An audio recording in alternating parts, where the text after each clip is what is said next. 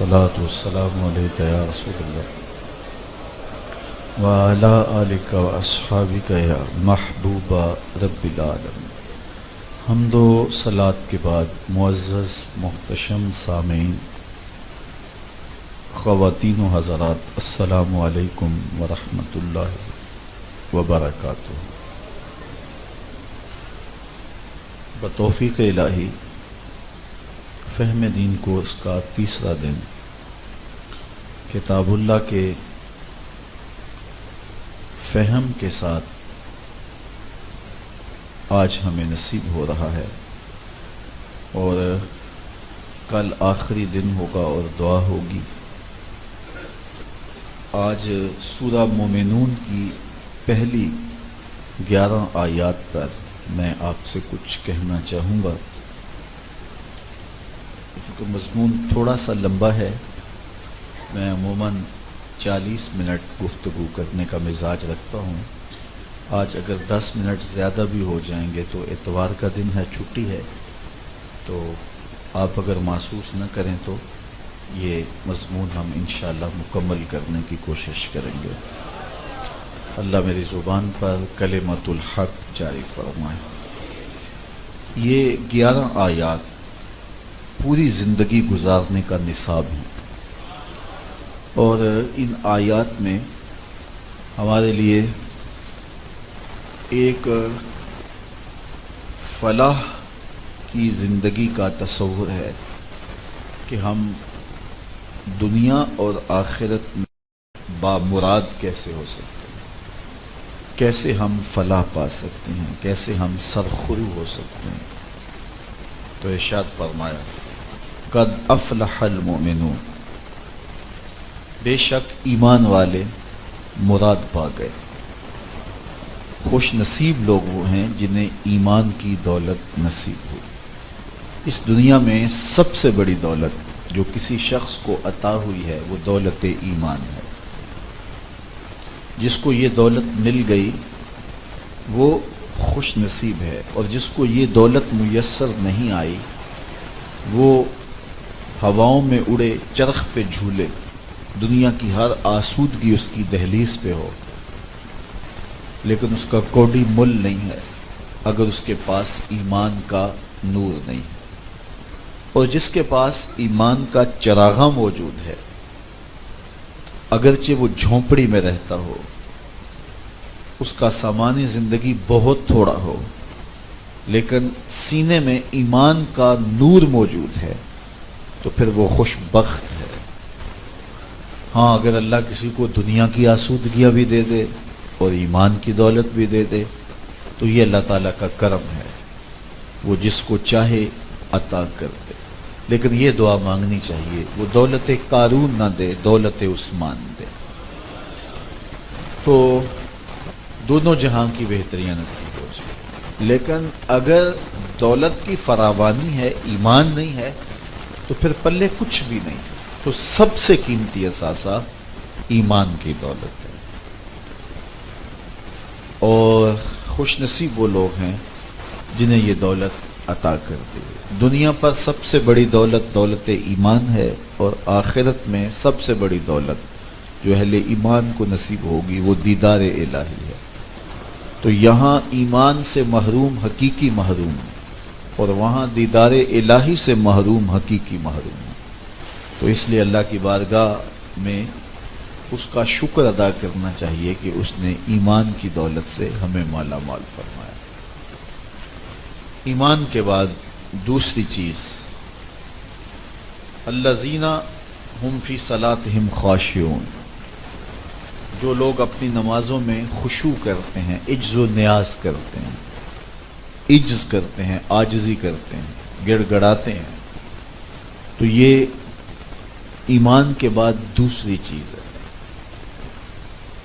हुजूर अलैहिस्सलातु वस्सलाम को अहब्बुल महबूबात अस्सलात, यानी हुजूर को सबसे ज़्यादा अगर कोई चीज़ महबूब थी तो वो नमाज थी।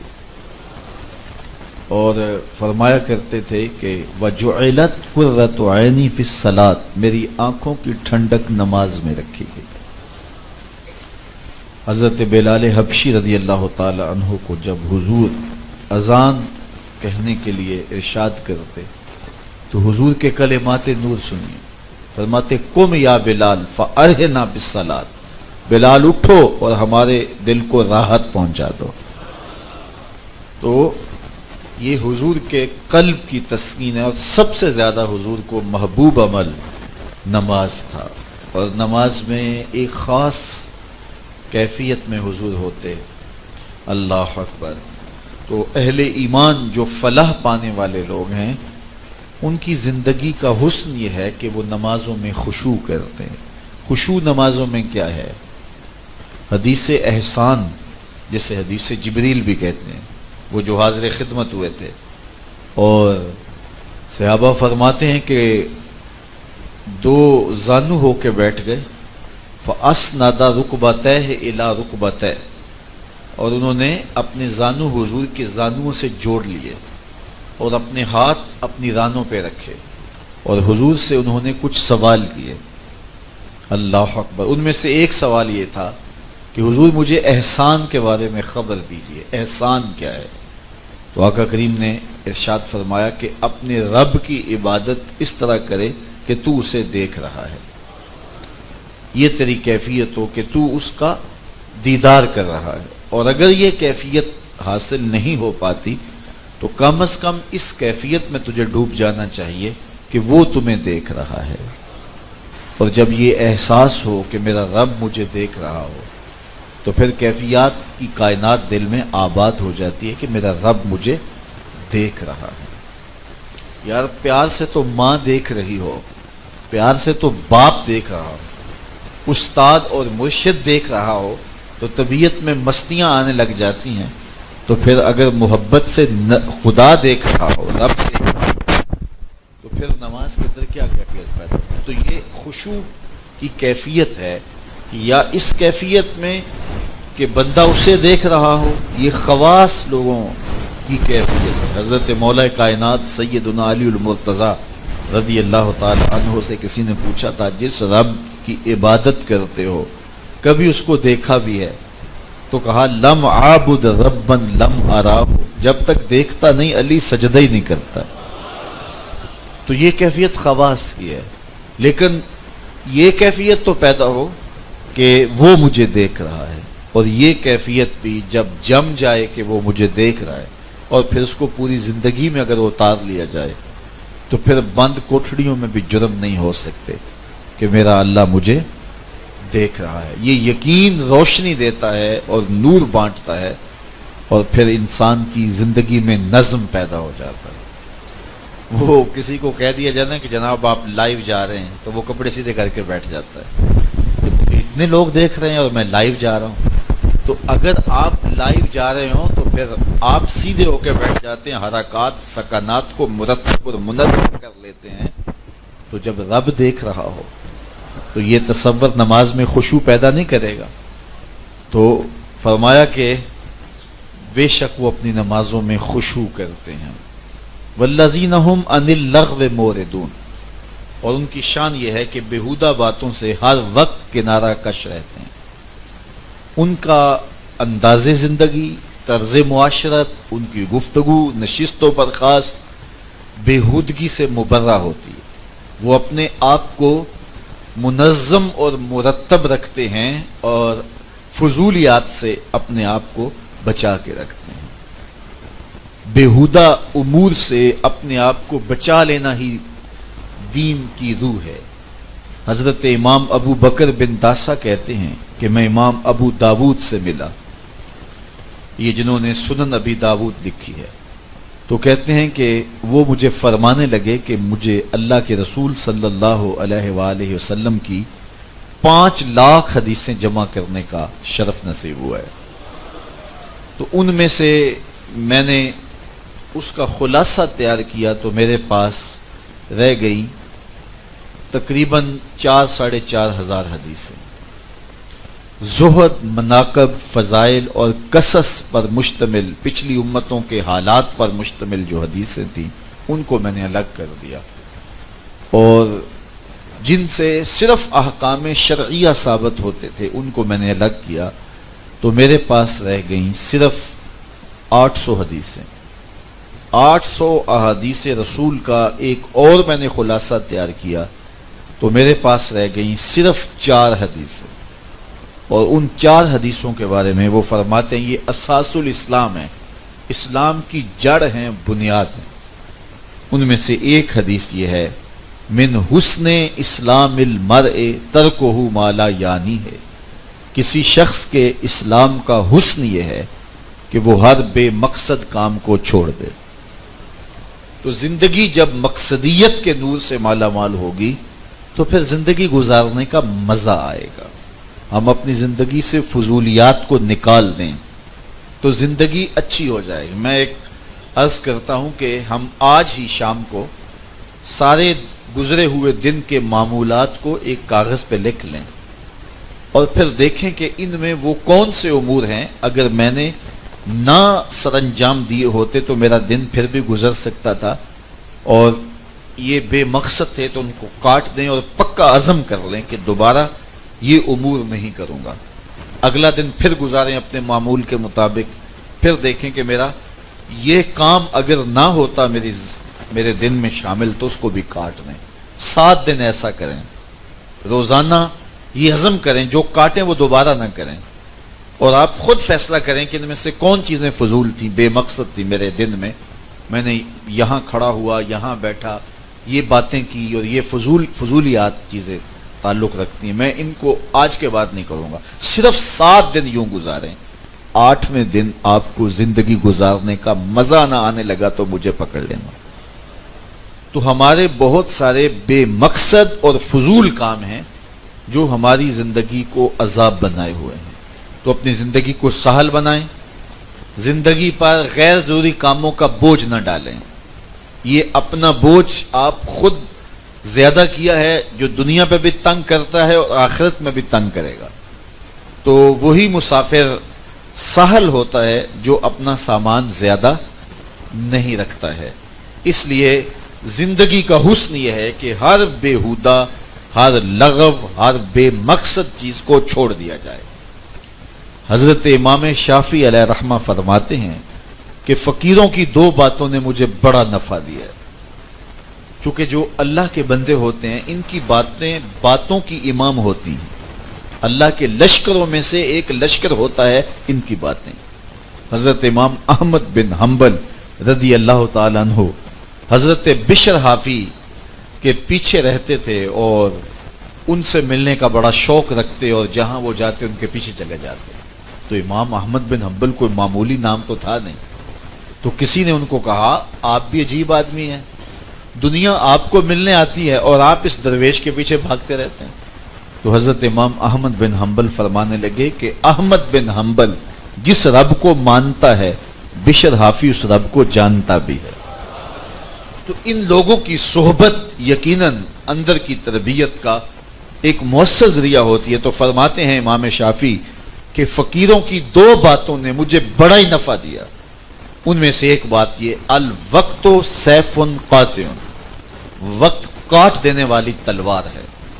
یعنی اگر وقت کسی اور کے ہاتھ میں ہوگا تمہیں کاٹے گا، اگر تم وقت کو خود اپنی گرفت میں لے لو گے، اپنی مرضی سے گزارو گے تو پھر تم جو چاہو گے کاٹو گے. یعنی وقت تمہیں نہ کاٹے، تم وقت کو کاٹو. تو کہا یہ بات مجھے اتنا نفع دے گئی کہ میری زندگی سنوار گئی کہ وقت جو ہے وہ میں خود کاٹوں اور اپنی مرضی سے کاٹوں. اللہ اکبر. تو جب ہم اپنی مرضی سے وقت کاٹتے ہیں اور وقت پر گرفت ہماری مضبوط ہوتی ہے تو پھر بے مقصد وقت نہیں گزرتا. اور جب ہم وقت کے رحم و کرم پہ ہوتے ہیں تو پھر چائے کے کھوکھے پہ بیٹھے 3 گھنٹے گزر جائیں، حمام پہ بیٹھے 1.5 گھنٹہ گزر جائے، گپ شپ میں وقت گزر جائے، کوئی ٹائم ٹیبل ہی ہمارا نہیں ہے کہ ہم نے کس وقت کیا کرنا ہے. جب ہماری زندگی کا کوئی ٹائم ٹیبل ہی نہیں ہوگا، نظم ہی نہیں ہوگا، تو پھر جہاں بیٹھے بیٹھ گئے، جس نے کھڑا کر لیا کھڑا کر لیا، بے مقصد کاموں میں گھنٹے بیت گئے. زندگی کے کوئی اہداف ہی طے نہیں نا، زندگی کے مقاصد ہی متعین نہیں ہے نا. تو پھر جو جہاں بھی وقت گزار دیا ہم نے گزار دیا. دنیا کے جو کامیاب لوگ ہیں دنیا میں بھی وہ بھی اپنے وقت کو منظم کرتے ہیں، ان کا ایک ایک منٹ بھی جو ہے وہ قیمتی ہوتا ہے۔ دنیا کے جتنے بھی بڑے امراء ہیں اور بڑے بڑے جو کام کرنے والے لوگ ہیں، جو ہیں وہ سائنسدان ہیں، فلاسفہ ہیں، وہ اپنے وقت کی قدر اور قیمت کو جانتے تھے۔ یہ نیوٹن غالباً میرے ذہن میں پورا نام نکل گیا ہے، یہ نیوٹن تھا یا کوئی اور سائنسدان تھا، تو یہ ہمیشہ ایک ہی لباس میں آتا تھا۔ تو کسی نے اس کے گھر میں جا کر کے دیکھا کہ اس کی الماری میں اسی طرح کے کافی زیادہ لباس پڑے تھے، لیکن ایک ہی طرز کے تھے۔ تو اس سے کہا کہ یہ بات سمجھ میں نہیں آئی، ہم تو یہ سمجھتے تھے شاید آپ کے پاس لباس ہی ایک ہے، لیکن اب راز کھلا کہ لباس تو بہت سارے پڑے ہوئے ہیں، لیکن سب ایک ہی رنگ کے ہیں اور ایک ہی طرز کے ہیں۔ اس نے کہا یہ بڑا مسئلہ ہوتا ہے، کسی تقریب پہ جانا ہو، کسی جگہ پہ جانا ہو، تو بعض کا وقت ضائع ہو جاتا ہے کہ کون سا لباس پہنوں۔ تو میں اپنے وقت کو بچایا ہے، جو بھی ہاتھ میں آیا اور اٹھایا اور پہن لیا، سارے ایک جیسے ہی ہیں۔ تو خواتین کا اس طرح بہت وقت ضائع 100 بار نکالتی ہیں اور رکھتی ہیں، یہ پہنوں، اچھا یہ اچھا لگتا ہے، یہ اچھا نہیں لگتا۔ مرد حضرات بھی آج کل وہ اقبال نے کہا نوجوانہ چوں زنا مشغول تن، از حیا بیگانہ پیرانے کہن، دخترانے او بچشم خود اسیر، شوخ چشمو شوخ گیرو خردہ گیر، ساختہ پرداختہ دل باختہ ابرواں مثل دو تیغے آختہ۔ اب یہی حالت ہو گئی نا، نوجوان ہر وقت کنگھی پٹی کے اندر لگے رہتے ہیں۔ علماء نے کراہت لکھی ہے کہ زیادہ بار بال سوارنا، ویسے فرمایا کہ من کانا لہو شارن فل یکرم ہو، جو بال رکھے ان کو سوار کے رکھے، زلفیں رکھی ہیں، داڑھی ہیں، الجھے ہوئے بال نہ، ان کو سوار کے رکھے۔ لیکن وہ دن میں 1-2 مرتبہ کافی ہوتا ہے، لیکن ہر وقت ہی بار بار شیشے کے سامنے آنا، آئینے، یہ عورتوں کا کام ہوتا ہے، مردوں کا کام نہیں ہوتا ہے۔ تو آج مردوں کی عادات بھی ہو گئی ہیں، تقریبات میں جانا ہو تو کس طرح کا لباس ہو، کس طرح کا، تو وہ کہتا ہے میں اپنا وقت بچاتا ہوں، تو میں اس طرح ایک طرح کے لباس رکھے ہوئے ہیں، جو نکالا وہ پہنا اور چل پڑا۔ تو جن لوگوں نے کوئی کام کرنا ہوتا ہے وہ اپنے وقت کو، اس وقت دنیا کے اوپر میں آپ کو بتاؤں سب سے زیادہ محنت اس بات پہ ہو رہی ہے، ٹائم مینجمنٹ پہ، کہ زندگیاں بہت تھوڑی ہیں، کام بہت سارے ہیں، تو وقت کو کیسے مینج کرنا ہے۔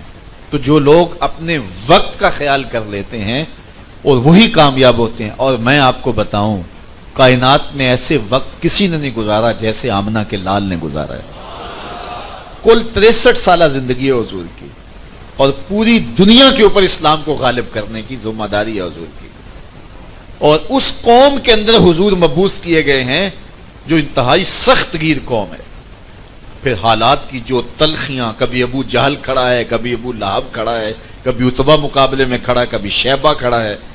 اب بتائیے کتنے معاملات ہیں۔ آخری 10 سال حضور کے دیکھ لیجئے جو مدینے کے ہیں، ان آخری 10 سالوں میں میرے حضور نے 27 جنگیں لڑی ہیں۔ زندگی میں ایک قتل کا مقدمہ ہو جائے نا زندگی میں، ساری زندگی وہی کھا جاتا ہے، لیکن 27 جنگیں لڑی ہیں صرف ان 10 سالوں میں۔ آنے والے وفود سے ملاقات کی ہے، اللہ اکبر۔ گھر گئے ہیں تو فرمایا کہ تہائی حصہ دین کا عائشہ سے سیکھ لو، اللہ اکبر۔ حضرت عائشہ کی ہفتے میں 1 باری آتی تھی، باقی ازواج کے گھروں میں حضور تشریف فرما ہوتے تھے، لیکن کیسے وقت گزارا کہ حضرت عائشہ سے ملاعبت اور خوش طبیبی رہی، لیکن ان چند سالوں کے اندر فرمایا کہ جو دین کا تیسرا حصہ ہے وہ تم نے سیکھنا ہے تو حمیرہ سے سیکھ لو، عائشہ سے سیکھ لو، میں نے سکھا دیا، گھر بھی سکھا دیا، اللہ اکبر۔ اور ابو ہریرہ، حضرت ابو ذر اور دیگر لوگ جو صفہ کے چبوتر پہ بیٹھے تھے، ذرا ان کو دیکھیے، ان کو بھی پڑھا دیا، درس گاہ کے طالب علم بھی ادھورے نہیں رہے، اور بلال حبشی کو بھی سب کچھ سکھا دیا۔ دوسری جانب امور جہاں بانی حضرت ابو بکر و عمر کو، عثمان و علی کو سکھا دیے، حسنین سے بھی پیار کیا، آنے والے وفود سے ملاقات بھی کی، مدینے کے یہود نے جو اذیتیں کھڑی کی تھی ان کا مقابلہ بھی کیا، لیکن 5 نمازیں بھی دن میں ہوئیں، روزے بھی ہوئے، جنازوں میں شرکت بھی ہوئی، لیکن جب رات پڑتی تو اتنی دیر تک جاگتے کہ میرے رب نے کہا اے چادر اوڑھنے والے ساری رات جاگا نہ کر، کچھ سو بھی لیا کر۔ تو 10 سال کیسے گزارے میرے حضور نے؟ حضور کی سیرت پڑھیں تو حیرت ہوتی ہے۔ تو وقت سے جب فضولیات کو نکال دیں تو پھر وقت بامقصد ہوتا ہے. لیکن میں افسوس سے کہتا ہوں میں 1 گھنٹے کی تقریر فضولیات سے جب پاک نہیں کر سکوں گا. بعض جگہ ایسا ہوتا ہے کہ 1 گھنٹے کی گفتگو ہے تو اس میں مقصد کی باتیں 2-3 ہوتی ہیں, باقی کوئی ادھر لطیفہ چھوڑا, کوئی ادھر کی بات چھوڑی, کبھی مجمع کی تذلیل کی, تو اونچا نہیں بولتا, تو ہاتھ نہیں اٹھایا.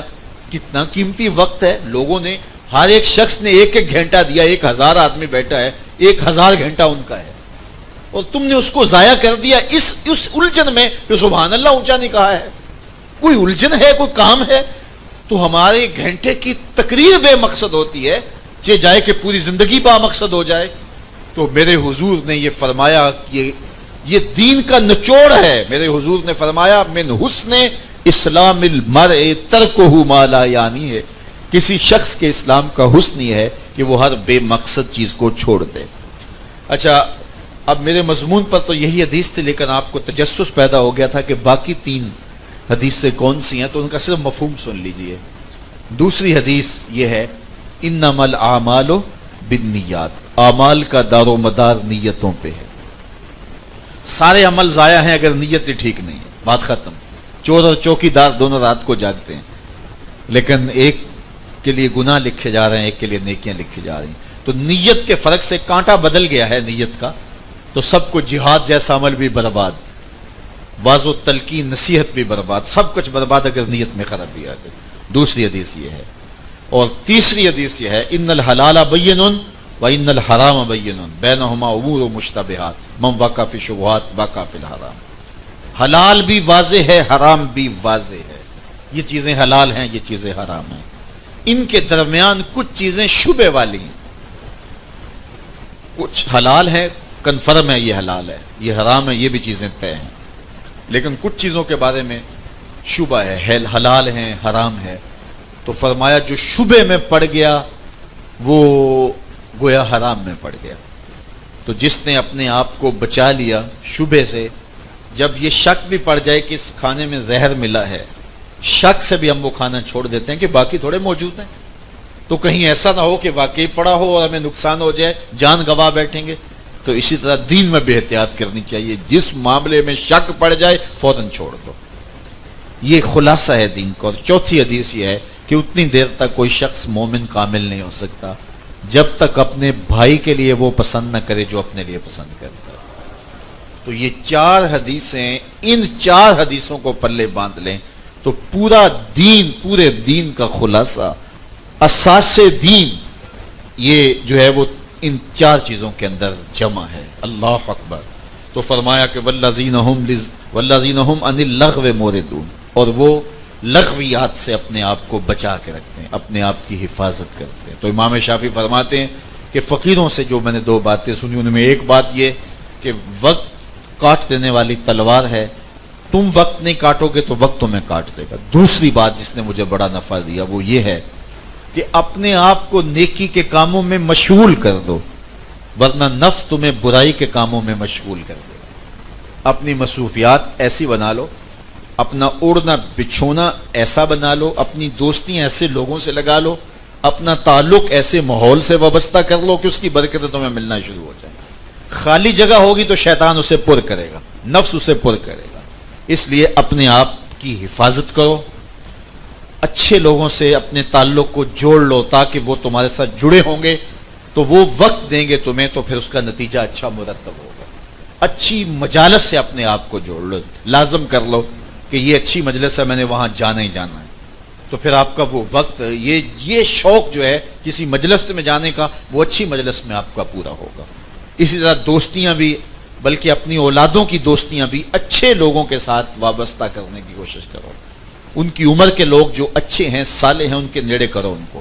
اس کا نتیجہ کیا ہوگا کہ وہ خالی جگہ پر ہو جائے گی, ورنہ وہ نفس اور شیطان جگہ پر کر دیں گے.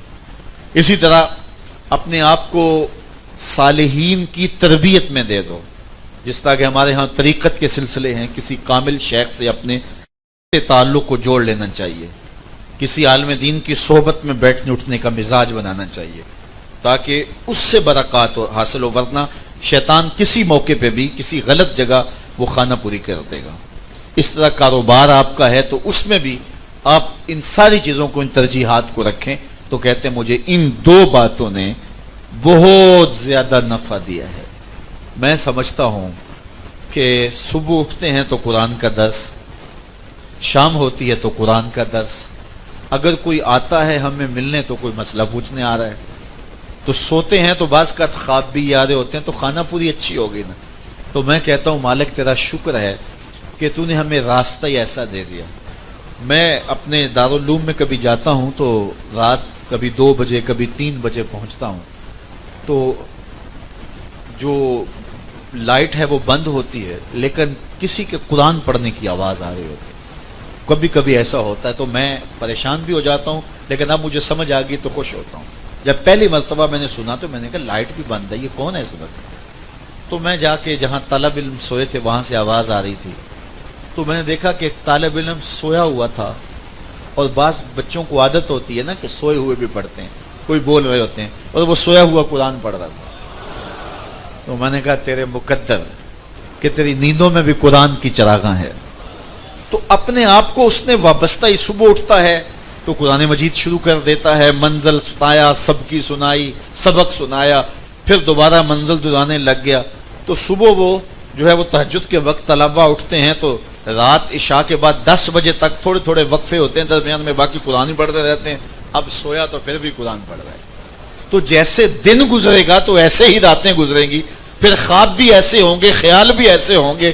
تو میں کہتا ہوں وہ خوش نصیب نہیں ہے جس نے خانہ پوری ہی ایسی کر لی کہ جس کسی خانے کے اندر قرآن رکھا تھا، کسی میں حدیث رکھی تھی، کسی فراغت کے لمحوں میں صالحین کی صحبت رکھی تھی، کسی میں جو ہے وہ اچھائی کی مجلس رکھی تھی، کسی گوشے میں درود رکھا تھا، کسی گوشے میں سلام رکھا تھا، کہیں حضور کی نعت خوانی تھی۔ تو بتاؤ وہ کتنے خوش نصیب ہیں جو اپنے معاملات کو اس طرح پر کر لیتے ہیں کہ شیطان کے لیے کوئی جگہ ہی نہیں بچتی۔ وہ کہتا ہے اس گھر کے اندر تو خالی ساری جگہ جو ہیں وہ ذکر و درود سے بھری ہوئی ہیں، تو میں کہاں اس کو بہلاؤں؟ تو امام شافعی فرماتے ہیں کہ اس بات نے بڑا نفع دیا کہ اپنے آپ کو نیکی میں مشغول کر دو تاکہ نفس تمہیں برائی میں مشغول نہ کر سکے۔